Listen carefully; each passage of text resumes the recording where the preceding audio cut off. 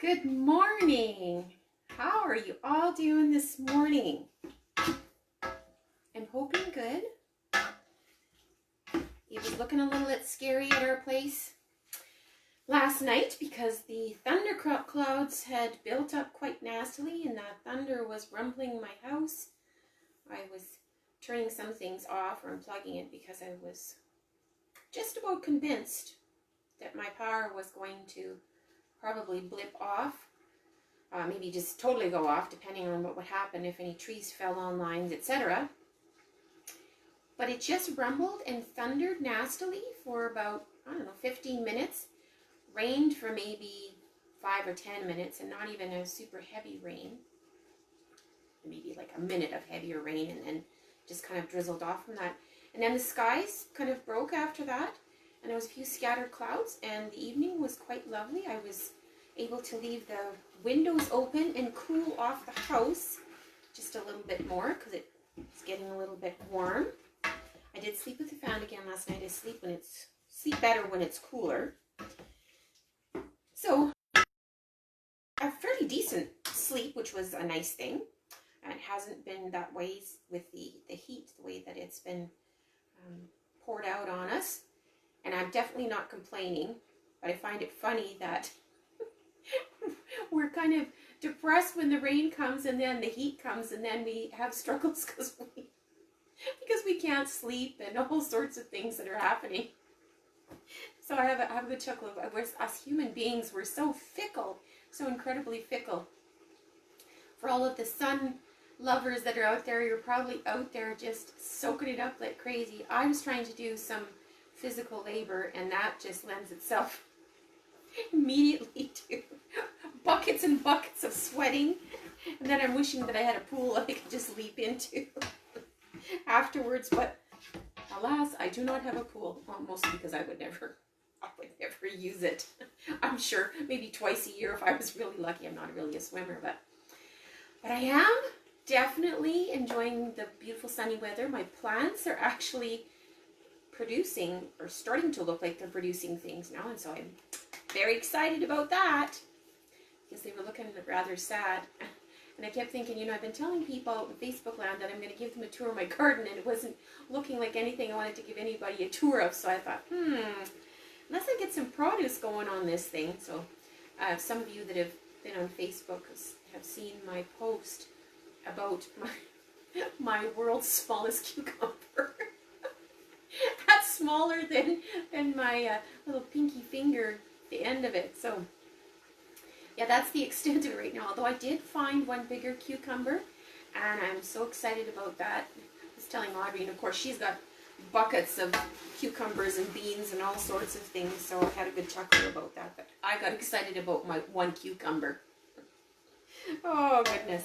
So good morning to Carolyn and to Vicky and to Taylor, all the way up in northern BC, that made Japanese fluffy pancakes. See, now I'm gonna try it, Taylor. I've gotta get my egg whites out and dig out a recipe, and I'll follow what you did and do that. Gotta give it a try. So we're making butter chicken today. Simple butter chicken. For any of you that may watch, good morning, Fiona, that watch that have done Indian food and love butter chicken and have made it or tasted at an authentic restaurant, my apologies that this is not exactly that way, but it is good. So here we go with butter chicken. You're going to start with 8 to 10 boneless, skinless chicken thighs, and you're going to cut them up into bite-sized pieces, is what you're going to do. And you're going to put them into a container that's going to be, that you're going to be able to fridge overnight. So I don't recommend using plastic. Use a metal bowl or use a glass one is even better. And to that, you are going to add, pardon me while I read my recipe off the thing here, because it's such a long list. You are going to add 5 cloves of garlic that have been minced. So you can do it fresh, the fresh stuff if you like, or you can buy the minced garlic in the containers. It works fine, either one. Then you're going to add a teaspoon of minced ginger. Again, you can use the fresh, or you can use the tubed, or you can use the powdered as an equivalent if you like. I prefer the fresh or the minced, of course. Half a teaspoon of black pepper, a half a teaspoon of cayenne pepper, 1 teaspoon of salt, a 1/4 teaspoon cumin, 1/4 teaspoon paprika, 1/8 of a teaspoon of ground cloves, a 1/4 teaspoon of cardamom,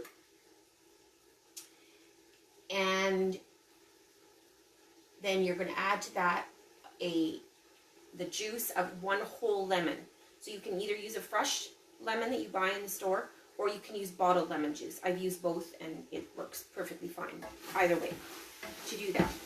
All right? You're going to add those spices together and you're going to put it in that chicken and you're going to fire it into the fridge and you're going to put that in overnight. Morning, Sabrina and Connie. You're going to put that in the fridge overnight. Now this instruction that I'm giving you now is for a really deeply flavored butter chicken. If you are in more of a rush and you just want to chop up that chicken, put in those spices and go from there, absolutely can do that. So after you've had your marinated chicken, or not marinated chicken, whatever, the spices have been put in there, you're going to get a large pot. I recommend a large pot. Go larger than what you think that you might need. Doesn't need to be mammothly crazy, but a little bit larger because it's easier to keep things not bubbling over in a larger pot. So that's just my recommendation to you. And then you're going to put in a 1/4 cup of butter. You can go up to a 1/2 cup. It doesn't have to be like totally perfect, but at least a 1/4 cup of butter and 1 onion that's been diced. So you can go finely chopped, coarsely chopped, whatever. It doesn't really matter in the butter chicken I've found. I've done it both ways and either one is fine. So you're going to put that into the pot and you're going to cook that for about 10 minutes. That's what I've already done, is I've got that cooking. So I am just about at the point of adding the extra ingredients already. So it's going to be about 10 minutes because you want to cook that chicken. So you're going to stir it. That butter is going to melt down and it's going to saute those onions, and you're going to add the chicken into that mix and you're going to cook that chicken. Now some people would say put those onions into that butter and cook it ahead of time. You can do that and then add the chicken. Most of the time when I'm cooking, I am just thinking about getting it done, and I find that it doesn't affect the flavor that much, mostly because it gets eaten so fast that, yeah, we don't have to worry about whether or not we have the depth of flavor from the browned onions or sauteed onions prior to putting the chicken, marinated chicken, in there. So fire it in the pot, cook it so that the chicken is cooked down, and you'll have a fair amount of juice, and you can cook it a fair amount after that if you want to get rid of some of the juice, because there's a fair amount of it. But I find the sauce is so tasty that if you have rice, which you're probably serving underneath this butter chicken, it's just great to have that sauce. And then if you get some naan bread and then you've got extra sauce to dip it in, it's all fantastic. So get that chicken cooked in that pot. And then to that, you're going to add a can of tomato sauce. I have my spatula here, so I'm going to bang on the pot. And you're going to add a can of, so this is a 398 ml can of tomato sauce. And then I've got the larger can of diced tomatoes. I'm going to putting it all in, juice included. Use a spatula. It works the best. Now at this point in time, you're going to look at your pot of your chicken and such, and I've used a whole Costco pack of chicken in this pot, so I need to actually grab another can of tomato sauce to put in here. So just excuse me for a second.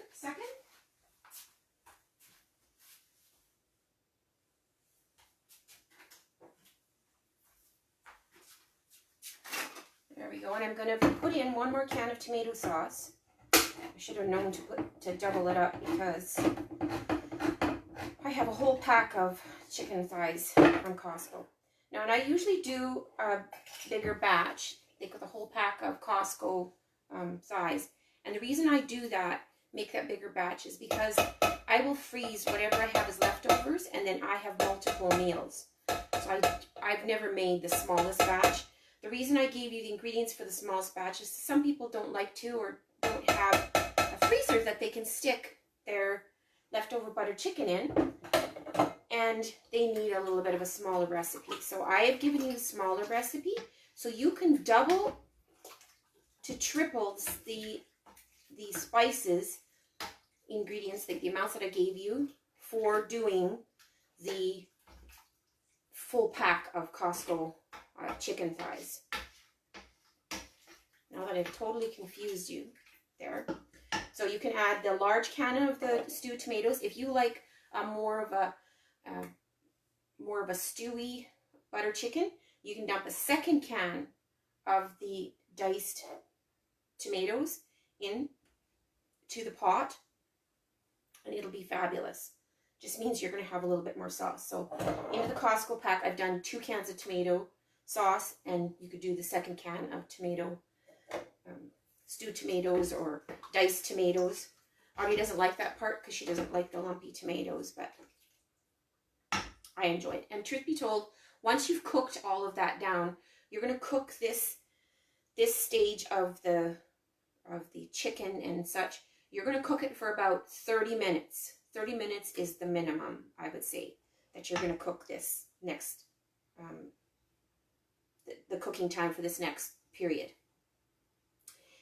And the reason for that is you want those flavors to really meld together really nicely so that when you take a bite of it, you get all the flavors. You don't just get some tomatoes or a piece of chicken or that sort of a thing.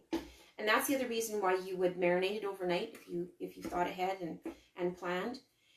You would do that overnight because that allows all of that mix of those spices, which is key in Indian food, is to get that flavor to just meld right into that chicken. And then when you cook it later, morning Alan, when you cook it later, the flavor that's in the meat, it stays in the meat. It's going to dissipate out a little bit into the rest of the sauce because, of course, it's sitting on the outside of it. It's marinating. So you've got a double level of flavor. If you don't marinate the chicken overnight, it's going to take a day of that butter chicken sitting in your fridge for those flavors to really come together and be nice and deep. And that's key for Indian food if you're doing that. Now, the spice amounts that I gave you are also for a milder butter chicken. If you love spice, and I don't just mean that we're talking about the heat, if you love a deep, flavorful butter chicken, morning Kim and Ulrika, you love that deep flavor in your butter chicken, then ramp up the spices. It makes me think of the movie The 100-Foot Journey, and the father is having a very heated conversation with the proprietor across the street, the lady, and she is into the very fancy French cuisine. It's in the French countryside, and she has been getting these stars and such, and so she knows what she's talking about. Well, French food is not heavily seasoned that way. It's much more refined. Indian food is not. Not that their techniques aren't refined, but it takes longer to create the dishes with Indian food than it does with the French food. So they're having this argument, and he gets on the topic of spices, and he said, you want to spoon the spices in there, not just sprinkle it around like this. I love the movie, and I love that line. So when I'm making, and it's easier for me because I'm Ukrainian, when I'm making butter chicken, I make sure that I add extra spices because I do like a spicier, deeper flavored butter chicken. But you can choose. So I've given you the light version, and if you want the heavier version, then you just go right ahead and add those spices in there and adjust. If you would like more cumin in your butter chicken, add more cumin. If the coriander flavor is not coming through for you, add some more to it. If you need the heat, ramp up that heat and fire in more of the cayenne pepper. Absolutely, go ahead and do that. Some butter chicken recipes, you can use the dried chilies in there, and you can use dried chili flakes in there. You can use jalapenos in there. Indian food is not generally known for its non-spiciness. It's quite spicy. So feel free to add those things in there if you really like a good spice to your butter chicken. I love spice, but my husband doesn't love it as much as I do. So I tend to just be a little bit calmer with my heavy-handed spices. And unless I'm making it for a whole bunch of guests that are coming that really love spice, I tend to just keep it down just a tad, mostly because when you eat food, it shouldn't be painful. So that's one of the keys to doing this. The other thing is that it's a generally, I don't know if it's just grown over the years, that people are searching for healthier alternatives, that sort of a thing. But chicken breast became a thing.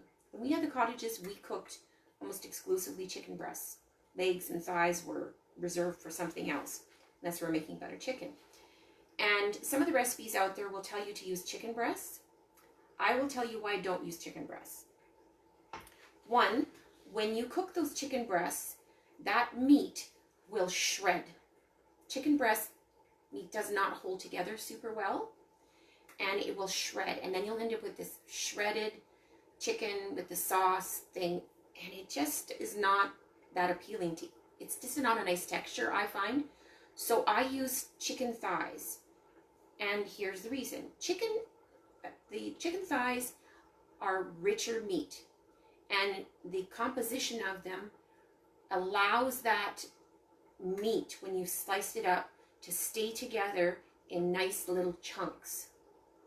So you get a variety on your spoon and in your bowl. There's some tomato chunks, some onion chunks, some chicken chunks. The flavors all melt together, but it holds together better, and you don't get that nasty, shreddy texture that would be in your mouth if you use chicken breast. So I never use chicken breast. I tried it once, and it was just dreadful. I did not like it at all. So I switched over to using chicken thighs. I love the richness of the meat, lends itself really well to the heaviness of the spices with butter chicken.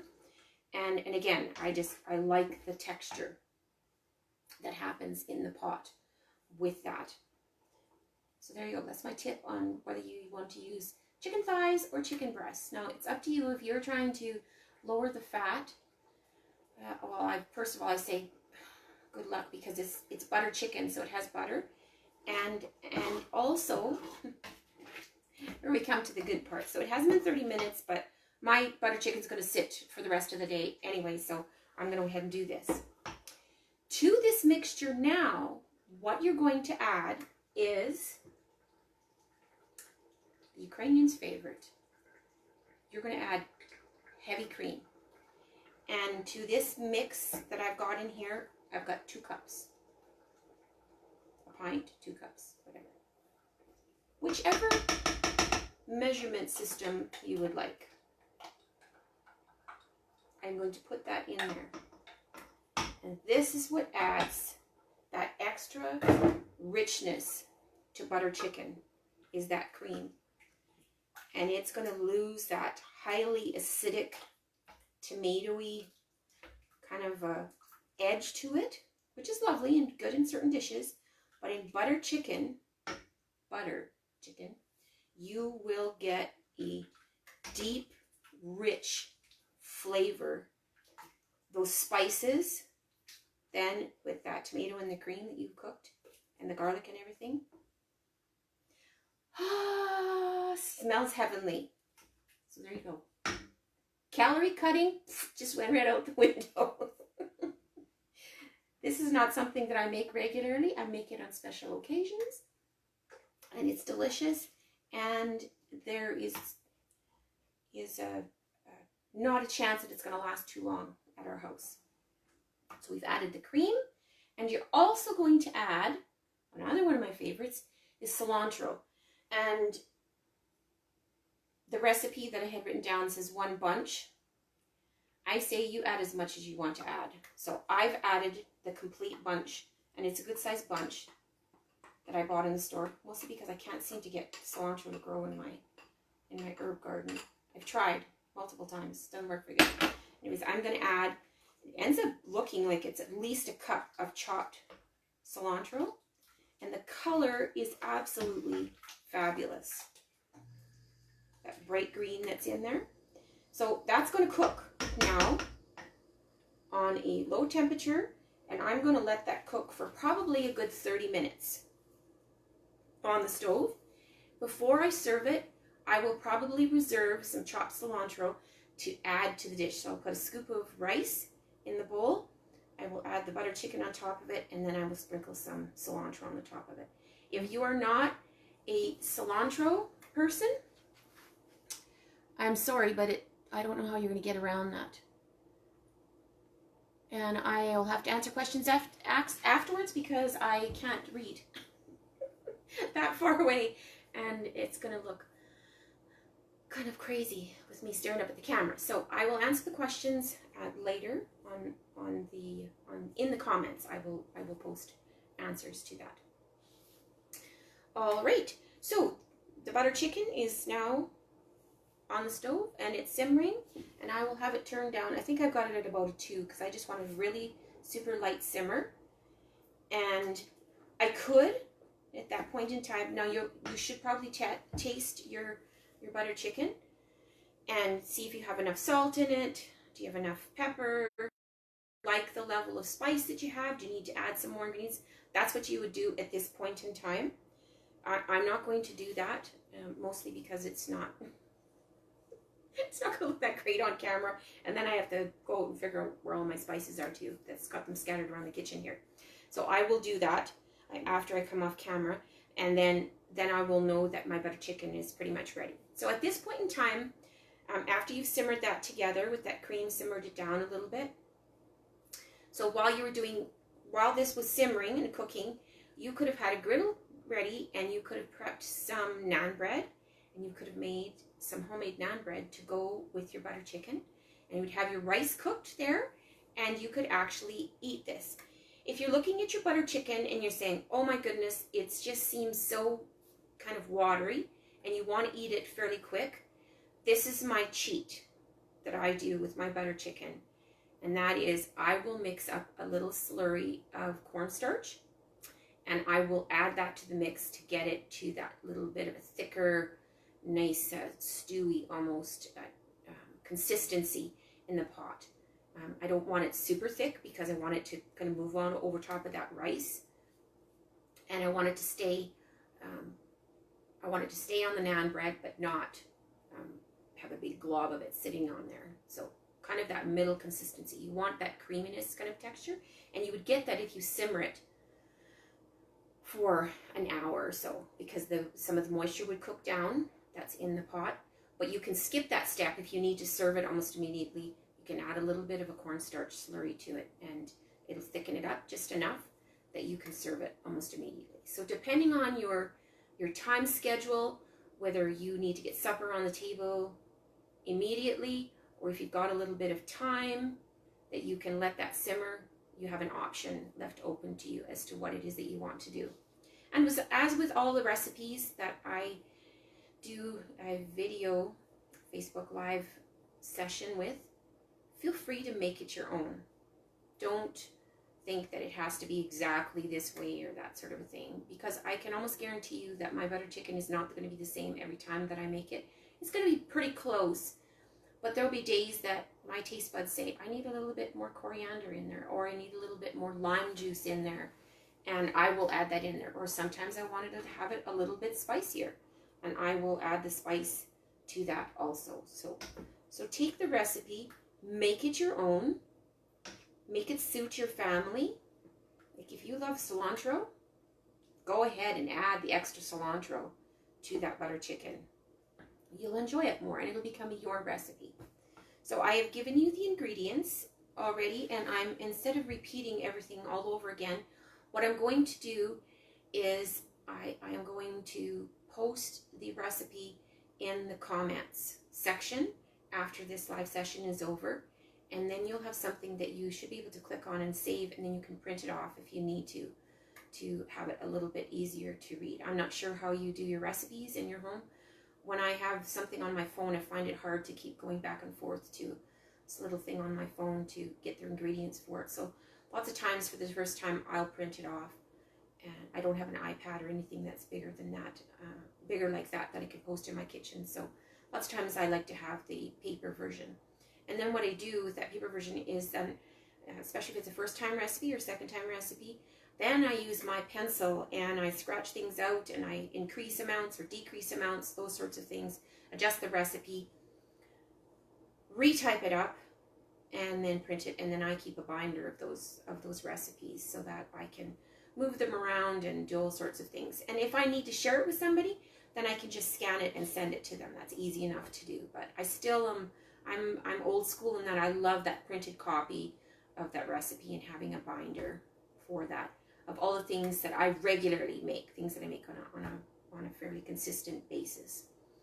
And that's why I have a printed copy here up on my stove lid for this morning. And this recipe is not in the cookbook. We haven't done a second round of recipes yet. We're still in collection mode, and it's a lot of work to put together recipe books. So you'll get it here on Facebook Live.